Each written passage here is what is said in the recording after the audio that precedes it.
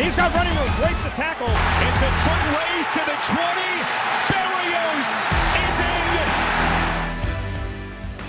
in. It is the home finale for the New York Jets as they get set to welcome in Tom Brady and the world champion Tampa Bay Buccaneers. Hello, everybody, and welcome to the penultimate edition of the Numbers Game for the 2021 season, presented by WynnBET. Betting is a team sport, so bet together at WynnBET.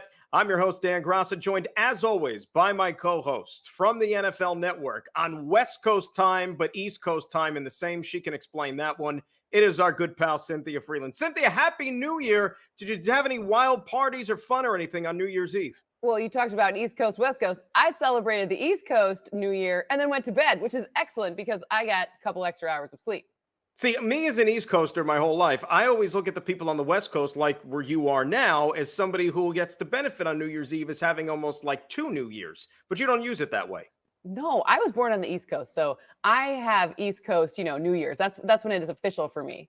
Keeping it real, keeping it East Coast style. I like that, though. Hey, Jets benefited from a lot of style on Sunday, did they not last week? How about a 26-21 victory over the Jacksonville Jaguars? Game that had a little bit of everything, right? You had Braxton Berrios with a big kickoff return for a touchdown. You had 2 offensive linemen get touchdowns in that game. Came down to a goal line stand. The Jets defense prevailed there at the very end. And oh, by the way, Jets ran the ball for the most of any team in the National Football League this year, which we'll get to a little bit later on here in our show. But let's start with the quarterback here and Zach Wilson and the performance that he had against the Jags. 14-22, 102 yards and a touchdown with his arm. Then you had his legs where he carried it 4 times for 91 yards and a franchise Jet record 52-yard touchdown run, most ever by a quarterback. Exciting to say the least.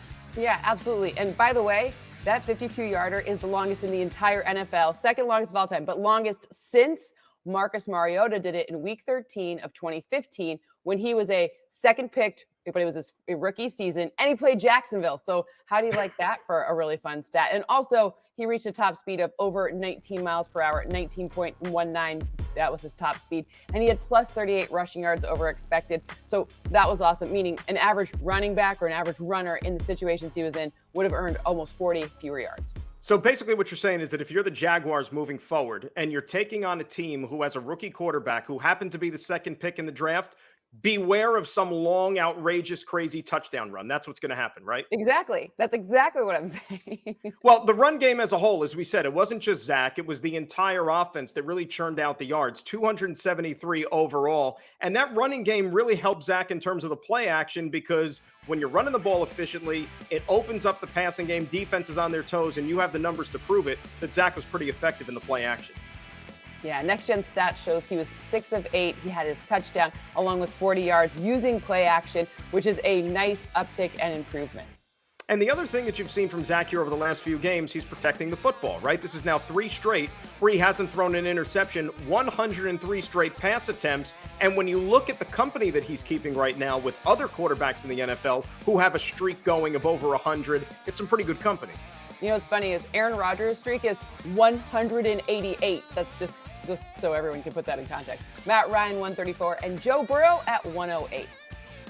Michael Carter, the rookie, second game back from injury. He really took off in this one, ran for 118 yards, about 7.5 yards a carry, had himself a career afternoon, his first 100-yard game. This is a guy who continues to impress, and the future is extremely bright from the former North Carolina product. Yeah, remember that rush yards over expected that I just described, the Next Gen stat earlier. He had plus 39, so an average running back would have had 39 fewer yards in the situations he faced. So really good one. And by the way, if you look at Pro Football Focus, they calculate forced missed tackles, which basically just means when the running back wins the tackle battle, right? And if you look to see his percentage, 26%. So that's really good. If you got a guy like Javonte Williams, who's the rookie who played with actually is in North Carolina, 33%. And Nick Chubb, he's pretty good. He has a 27%.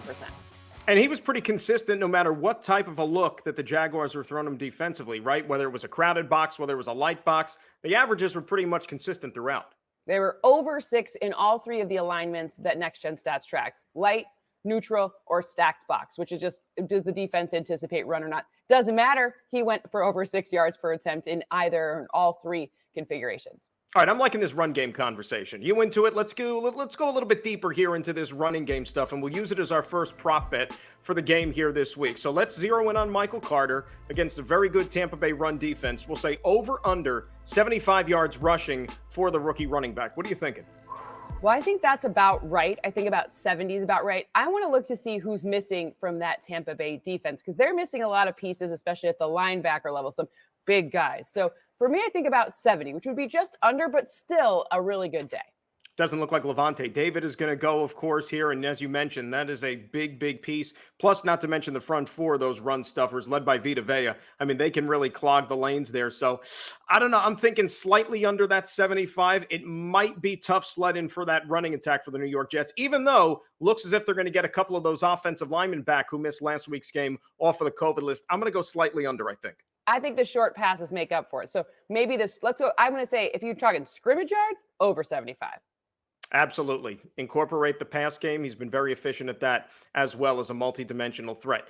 When we return here on the Numbers Game, we will dive a little bit deeper into this week's opponent, that being the defending world champion Tampa Bay Buccaneers, and how the Jet defense will try to combat a certain quarterback who has won a few games or something like that in his career. We'll have to dive a little bit deeper into it. This is the Numbers Game presented by WynnBET. Betting is a team sport. Bet together at WynnBET. People think betting is about what you know. It's also about who you're with. And with the WynnBET sports betting and casino app, you bet with Wynn. Ben, look at this. Look at this. New York plus 3.5 at home. They're 44 and 22. Greg, no New York bets? Hey! Hope you didn't bet on Boston. Shaq, did you bet on Boston? I went with Greg on this one. He has a whole system. Big payout, big payout, big payout, big payout. Ooh. Greg. Yes? What is the Greg system? I pick by color mostly. And welcome back to the Numbers Game presented by WynnBET. Betting is a team sport. Bet together at WynnBET. All right, Cynthia, the Super Bowl champs come to town here. The Buccaneers 11-4 on the season. They've won the NFC South, but they're looking to improve their seeding here in the NFC playoffs. They're missing some key pieces here. We know Chris Godwin's not going to be around. Shaq Barrett on the defensive end. Mike Evans is on the COVID list. You're missing Leonard Fournette, Levante David, on and on and on. Bruce Arians, the head coach, went into COVID protocols earlier in the week. But this quarterback, number 12, he's in his second year with the team. The name escapes me for a second, but I do believe he is playing in this game. Yeah, Tom Brady actually will be looking for his 30th win against the Jets in this matchup, which would be that's a longevity award. It just means he's been in the league a lifetime achievement award, basically, is what it is. But when you talk about this defense, C.J. Mosley, once again, is somebody that you're going to have to contend with, and you hope that is going to lead the charge here for the Jets. Had 10 tackles last week in the game against Jacksonville, had that forced fumble of Trevor Lawrence, and he's fifth in the NFL right now with 142 tackles. Yeah, the funny thing to watch about C.J. Mosley is that last game, with all of the people that were not available, he actually was used in pass rushing schemes, which just shows you how multiple this front can be and how well the coaching staff can make adjustments, especially to that area of the defense. So when you look to see, I like that he had a 50% win rate. So a sack, he had 1 sack on 2 pass rushes, 50%. These are really small numbers, but it shows you more that they're multiple and that they can use people in different ways. And that was kind of cool to see CJ Mosley have the only sack of the game. And a few plays earlier, he almost ended the game with that near interception down near the goal line. The play-by-play guy that day almost blurted out interception. I don't know what his name is. Maybe, we'll figure it out a little bit later on. Anyways, field position is going to be valuable in this game. It always is. And the Jets have somebody that certainly plays a big hand in establishing field position for this team. And of course, we're talking about Braxton Berrios. 102-yard kick return last week. Pro Bowl alternate, maybe gets gypped a little bit there, Cynthia. Leads the NFL in kickoff return yardage. He's second in punt return yardage.